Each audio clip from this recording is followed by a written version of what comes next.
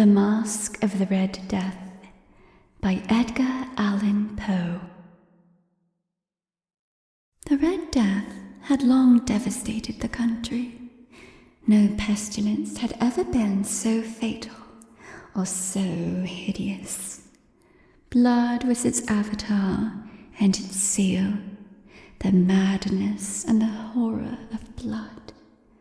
There were sharp pains and sudden dizziness, and then profuse bleeding at the pores with dissolution. The scarlet stains upon the body, and especially upon the face of the victim, were the pest ban which shut him out from the aid and from the sympathy of his fellow men. And the whole seizure, progress, and termination of the disease were incidents of half an hour. But Prince Prospero was happy and dauntless and sagacious. When his dominions were half depopulated, he summoned to his presence 1,000 hale and light-hearted friends from among the knights and dames of his court, and with these retired to the deep seclusion of one of his crenellated abbeys. This was an extensive and magnificent structure, the creation of the prince's own eccentric yet august taste. A strong and lofty wall girdled it in. This wall had gates of iron. The courtiers, having entered, brought furnaces and massy hammers and welded the bolts. They resolved to leave means neither of ingress nor egress to the sudden impulses of despair or of frenzy from within. The abbey was amply provisioned. With such precautions, the courtiers might bid defiance to contagion. The external world could take care of itself. In the meantime, it was folly to grieve or to think. The prince had provided all the appliances of pleasure. There were buffoons, there were improvisatori, there were ballet dancers, there were musicians, there was beauty, there was wine. All these and security were within. Without was the Red Death.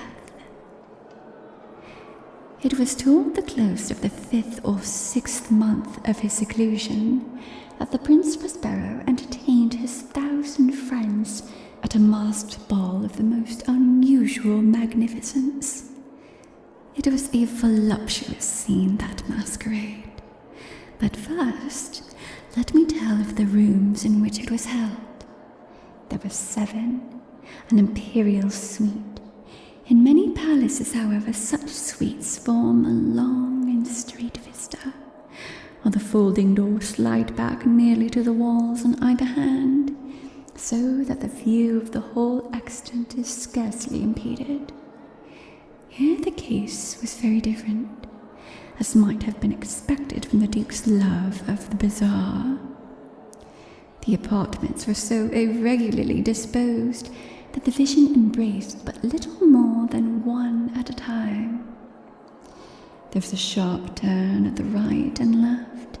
In the middle of each wall, a tall and narrow Gothic window looked out upon a closed corridor, of which pursued the windings of the suite.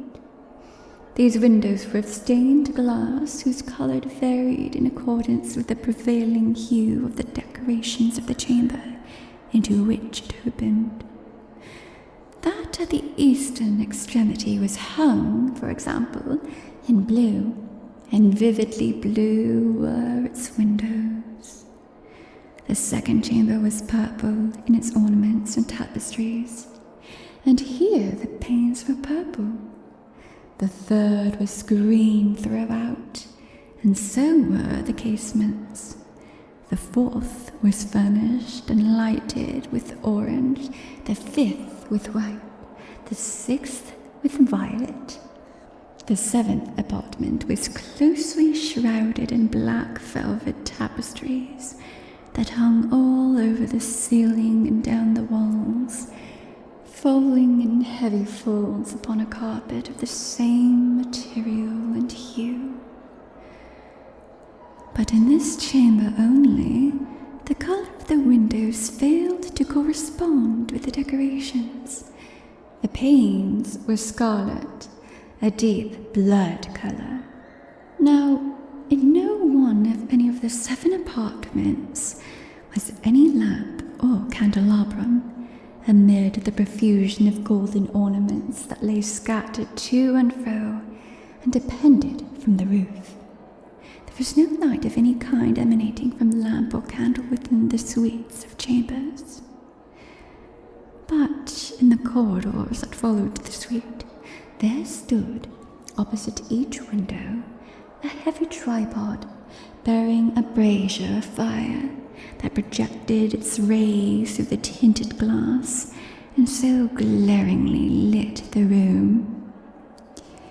And thus were produced a multitude of gaudy and fantastic appearances. But in the western or back chamber, the effect of the firelight that streamed upon the dark hangings through the blood-tinted panes was ghastly in the extreme, and produced so wild a look upon the countenances of those who entered, that there were few of the company bold enough to set foot within its precincts at all. It was within this apartment also that there stood against the western wall a gigantic clock of ebony. Its pendulum swung to and fro with a dull, heavy, monotonous clang. And when the minute hand made the circuit of the face, and the hour was to be stricken, there came from the brazen lungs of the clock a sound which was clear and loud and deep and exceedingly musical, but of so peculiar a note and emphasis that, at each lapse of an hour, the musicians of the orchestra were constrained to pause momentarily in the performance to hearken to the sound. And thus the waltzers perforce ceased their evolutions, and there was a brief disconcert of the whole gay company. And while the chimes of the clock yet rang, it was observed that the giddiest grew pale, and the more aged and sedate passed their hands over their brows, as if in confused reverie or meditation. But when the echoes had fully ceased, a light laughter at once pervaded the assembly. The musicians looked at each other and smiled as if at their own nervousness and folly, and made whispering vows, each to the other, that the next chiming of the clock should produce in them no similar emotion. And then, after the lapse of 60 minutes, which embraced 3,600 seconds of time that flies, there came yet another chiming of the clock, and then with the same disconcert and tremulousness and meditation as before. But, in spite of these things, it was a gay and magnificent revel. The tastes of the Duke were peculiar. He had a fine eye for colour and effects. He disregarded the decora of mere fashion. His plans were bold and fiery, and his conceptions glowed with barbaric lustre. There are some who would have thought him mad. His followers felt that he was not. It was necessary to hear and see and touch him to be sure he was not. He had directed, in great part, the movable embellishments of the 7 chambers upon occasion of this great fête, and it was his own guiding taste which which had given character to the masqueraders. Be sure they were grotesque. There were much glare and glitter and piquancy and phantasm, much of which has been seen in Hernani. There were arabesque figures with unsuited limbs and appointments. There were delirious fancies such as a madman fashions. There were much of the beautiful, much of the wanton, much of the bizarre, something of the terrible, and not a little of that which might have excited disgust. To and fro in the 7 chambers stopped, in fact, a multitude of dreams. And these dreams writhed in and about, taking hue from the rooms, and causing the wild music of the orchestra to seem as the echoes of their steps. And, anon, there strikes the ebony clock which stands in the hall of the velvet. And then, for a moment, all is still, and all is silent save the voice of the clock. The dreams are stiff frozen as they stand, but the echoes of the chime die away. They have endured but an instant, and light, half-subdued laughter floats after them as they depart.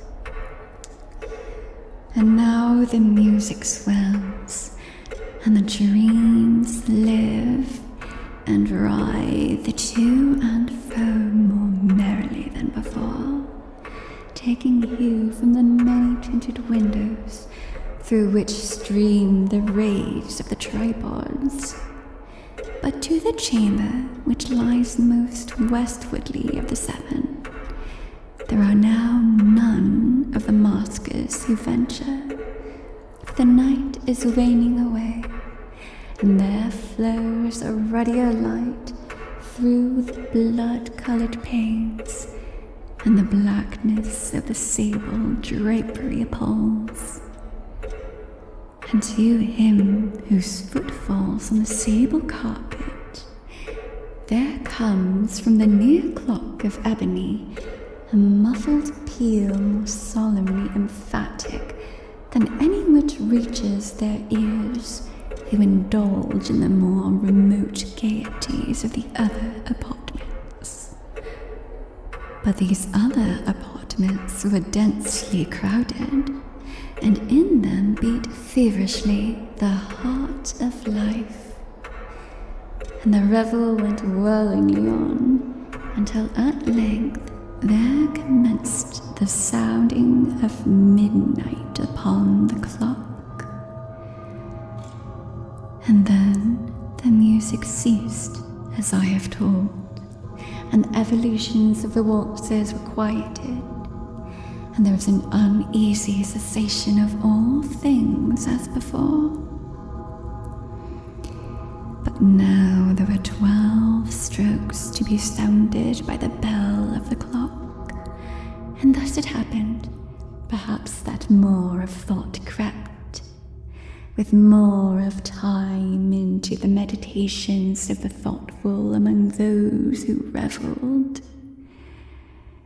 And thus, too, it happened that before the last echoes of the last chime had utterly sunk into silence, there were many individuals in the crowd who had found leisure to become aware of the presence of a masked figure which had arrested the attention of no single individual before. And the rumor of this new presence having spread itself whisperingly around, there arose at length from the whole company a buzz or murmur of horror and of disgust. In an assembly of phantasms such as I have painted, it may well be supposed that no ordinary appearance could have excited such sensation. In truth, the masquerade license of the night was nearly unlimited, but the figure in question had out-Heroded Herod and gone beyond the bounds of even the prince's indefinite decorum. The records in the hearts are the most reckless which cannot be touched without emotion. Even with the utterly lost, to whom life and death are equally just, there are matters of which no jest can be made. The whole company, indeed, seemed now to deeply feel that in the costume and bearing of the stranger, neither wit nor propriety existed. The figure was tall and gaunt, and shrouded from head to foot in the habiliments of the grave. The mask which concealed the visage was made so nearly to resemble the countenance of a stiffened corpse that the closest scrutiny must have difficulty in detecting the cheat. And yet all this might have been endured, if not approved, by the mad revellers around. But the mummer had gone so far as to assume the type of the Red Death. His vesture was dabbled in blood, and his broad brow, with all the features of his face, was besprinkled with a scarlet horror. When the eyes of Prince Prospero fell on this spectral image, which, with a slow and solemn movement, as if more fully to sustain its role, stalked to and fro among the waltzers, he seemed to be convulsed, in the first moment with a strong shudder, either of terror or distaste. But in the next, his brow reddened with rage. "Who dares?" he demanded hoarsely of the courtiers who stood near him. "Who dares insult us with this blasphemous mockery? Seize him and unmask him, that we may know whom we have to hang at sunrise from the battlements." It was in the eastern or blue chamber in which stood Prince Prospero as he uttered these words. They rang throughout the 7 rooms loudly and clearly, for the prince was a bold and robust man, and the music had become hushed at the waving of his hand. It was in the blue room where stood the prince, with a group of pale courtiers by his side. At first, as he spoke, there was a slight rushing movement of this group in the direction of the intruder, who, at the moment, was also near at hand, and now, with a deliberate and stately step, made closer approach to the speaker. But from a certain nameless awe with which the mad assumptions of the mummer had inspired the whole party, there were found none who brought forth a hand to seize him, so that, unimpeded, he passed within a yard of the prince's person, and while the vast assembly, as with one impulse, shrank from the corners of the rooms to the walls, he made his way uninterruptedly, but with the same solemn and measured step which had distinguished him from the first, through the blue chamber to the purple, to the purple to the green, through the green to the orange, through this again to the white, and even thence to the violet, ere a decided movement had been made to arrest him. It was then, however, that the Prince Prospero, maddened with the rage and the shame of his own momentary cowardice, rushed hurriedly through the 6 chambers, while none followed him on account of a deadly terror that had seized upon all. He bore aloft a drawn dagger, and had approached in rapid impetuosity to within 3 or 4 feet of the retreating figure, when the latter, having attained the extremity of the velvet apartment, turned suddenly and confronted his pursuer. There was a sharp cry, and the dagger dropped gleaming upon the sable carpet, upon which, most instantly afterward, fell prostrate in death the Prince Prospero. Then, summoning the wild courage of despair, a throng of the revelers at once threw themselves into the black apartment, and seizing the mummer, whose tall figure stood erect and motionless within the shadow of the ebony clock, gasped in unutterable horror at finding the grave cerements and corpse-like mask, which they handled with so violent a rudeness, untenanted by any tangible form. And now was acknowledged the presence of the Red Death.